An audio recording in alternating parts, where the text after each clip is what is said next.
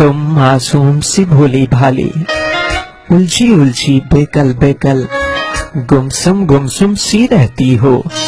तुम तो चुप चुप सी रहती हो। तुमको बातें कब आती हैं,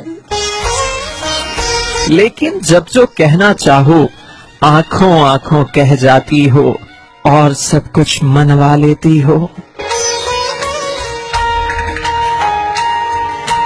तेरी निर्मल कोमल पलकें मुझको बोलने कब देती हैं। बात लबों पर आ जाती है पर लब खोलने कब देती हैं। तेरे होठों का ये तबस्सुम कितना बातूनी है जाना, तुमको लेकिन कौन बताए। हाँ, तुमको लेकिन कौन बताए, हर पल तुम पर मैं मरता हूँ, बात तुम्हारी बस सुनता हूँ। तुम हो भोली सी एक लड़की और मैं लफ्जों का जादूगर, जज्बों की पहचान है मुझको। तेरे इन खामोश लबों से हार के चुप हो जाता हूँ। हाँ, ये दुनिया वाले पागल, इनको मैं कैसे समझाऊं।